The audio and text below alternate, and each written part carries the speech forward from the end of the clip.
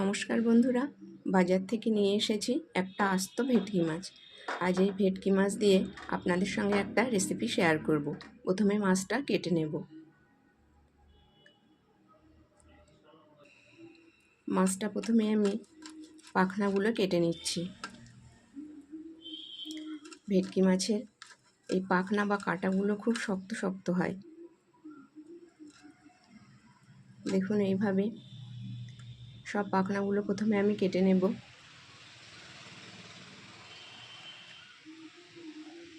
এবার লেজের দিকের পাখনাটা কেটে নিয়ে এবার পিঠের দিকের ডাঁড়ার এই শক্ত পাখনাটাও কেটে নেব।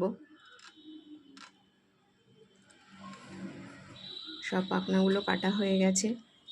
এবার আমি ভালোভাবে আঁশ ছাড়িয়ে নেব। ভেটকি মাছের মাথার দিকে খুব ছোট ছোট আঁশ থাকে, সে আঁশগুলোও ভালোভাবে আমি ছাড়িয়ে নেব। এবার আমি কানকোটা কেটে নেব। এইভাবে দুই সাইডের কানকোটা কেটে নিয়ে তারপর ঠোঁটটাও কেটে নেব। এই ঠোঁটটাও ভীষণ শক্ত হয়। যতটা পাচ্ছি ততটা কেটে নিচ্ছি। এবার আমি মাছগুলো পিস করে নেব।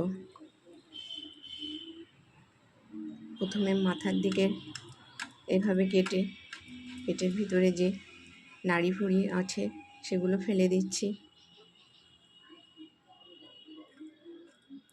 এইভাবে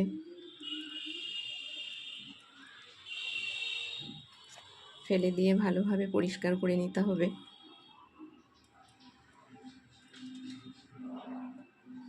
বাকি যে ফুলকা আছে এই ফুলকাটাও ফেলে দিচ্ছি। দিয়ে এবার মাছটা আমি পিস করে নিচ্ছি। মাছটা পিস করে ভালোভাবে ধুয়ে নেব। লেজটা ওইভাবে কেটে ফেলে দেব। মাছটা ধুয়ে নিয়েছি। এবার এর মধ্যে দিয়ে দিচ্ছি পরিমাণ মতন হলুদ আর পরিমাণ মতন লবণ। প্রথমে লবণ দিয়ে দিলাম, তারপর এবার দিয়ে দিচ্ছি পরিমাণ মতন হলুদ। এই লবণ হলুদ দিয়ে মাছটা ভালোভাবে মাখিয়ে নেব।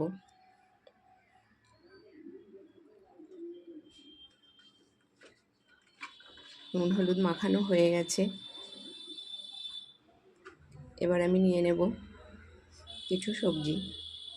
প্রথমে আমি এখানে নিয়ে নিয়েছি একটু লম্বা করে আলু। এখানে নিয়ে নিয়েছি আদা, রসুন, টমেটো, কয়েকটা কাঁচা লঙ্কা আর পেঁয়াজ। একটা ছোট মিক্সিং জারের মধ্যে প্রথমে পেঁয়াজের টুকরোগুলো দিয়ে দিলাম।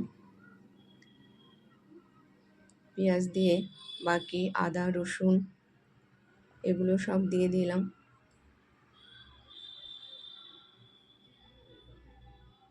দিয়ে এবার টমেটোটাও দিয়ে দিলাম। দিয়ে সবশেষে কাঁচা লঙ্কাটাও দিয়ে আমি মিক্সিতে ভালোভাবে এটাকে ব্লেন্ড করে নেব। গ্যাস অন করে বসিয়ে দিয়েছি কড়া আর দিয়ে দিয়েছি বেশ কিছুটা পরিমাণ সর্ষের তেল। তেলটা গরম হয়ে গেলে সামান্য একটু লবণ দিয়ে দিলাম। দিয়ে কড়ার চারিদিকে একটু এইভাবে তেলটা ছড়িয়ে দিলাম। দিয়ে খুন্তি দিয়ে প্রথমে মাছের মাথাটা দিলাম, দিয়ে আর বাকি 3 পিস মাছও দিয়ে দেব। এইভাবে সব মাছগুলো দিয়ে উল্টে পাল্টে মাছগুলো আমি ভেজে নেব। বাকি লেজটাও দিয়ে দিলাম। এইভাবে কিছু সময় উল্টে পাল্টে আমি সব মাছটা ভেজে নিয়েছি। মাছটা আমি উঠিয়ে নিচ্ছি।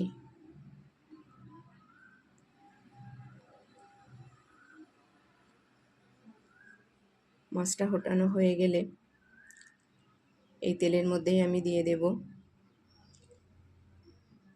আলু। লম্বা করে কেটে নেওয়া আলুগুলো প্রথমে আমি তেলের মধ্যে দিয়ে ভেজে নেব।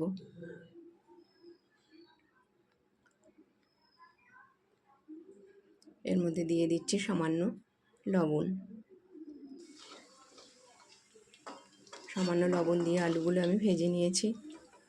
এবার আলুগুলো উঠিয়ে নিচ্ছি।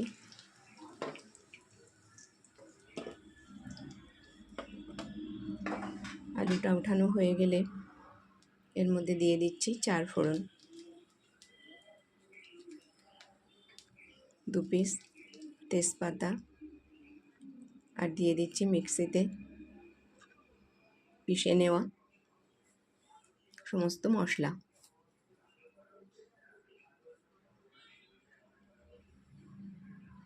মশলাটা সবই তেলের মধ্যে দিয়ে দিচ্ছি।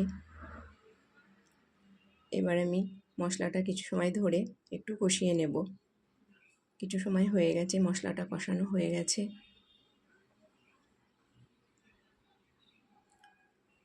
এবার এর মধ্যে দিয়ে দিচ্ছি পরিমাণ মতন লবণ।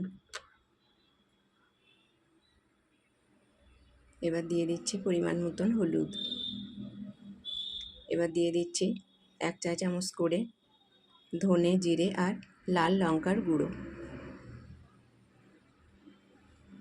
এবার মশলাটা আরও কিছু সময় আমি এইভাবে নেড়ে নেড়ে কষিয়ে নেব।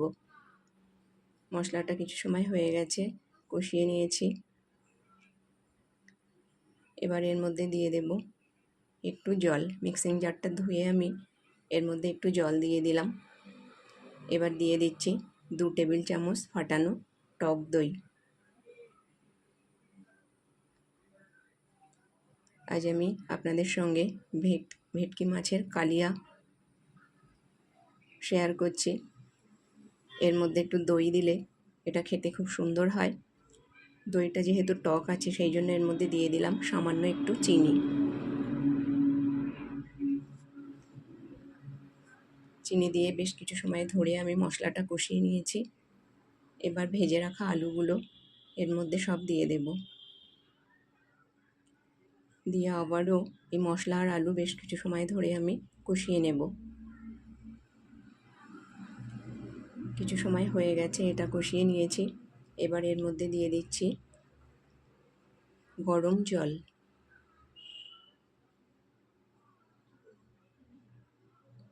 আপনারা গরম জলের পরিবর্তে ঠান্ডা জলও ব্যবহার করতে পারেন। আমি এখানে গরম জল দিয়েছি। এবার এটাকে এইভাবে নেড়ে দিয়ে এটা কিছু সময় ফুটিয়ে নেব। এটা ঢেকে দিলাম, আমি মিনিট 4 এটাকে ফুটিয়ে নেব। ফিরে এলাম মিনিট 4 পর। এবার ঢাকনাটা খুলে দেখে নিচ্ছি।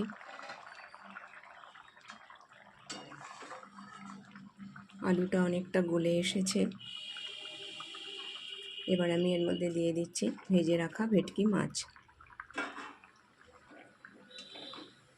এর মধ্যে মাছটা দিয়ে আবারও আমি বেশ কিছু সময় গ্যাসের ফ্লেমটা মিডিয়ামে রেখে এটাকে আরেকটু ফুটিয়ে নেব।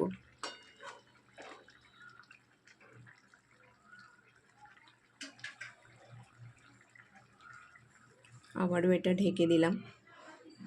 ফিরে এলাম কিছু সময় পর। এবার দেখে নিচ্ছি। দেখুন ভেটকি মাছের কালিয়াটা আমার প্রায় হয়ে এসেছে। এবার এর মধ্যে দিয়ে দিচ্ছি অল্প একটু গরম মশলার গুঁড়ো। এই গরম মশলার গুঁড়ো দিয়ে ভালোভাবে এটা মিশিয়ে নিলেই তৈরি হয়ে যাবে আমার আজকের রেসিপি ভেটকি মাছের কালিয়া। তো রেসিপিটা যদি আপনাদের ভালো লেগে থাকে তাহলে লাইক, শেয়ার আর চ্যানেলটাকে সাবস্ক্রাইব করবার অনুরোধ রইল।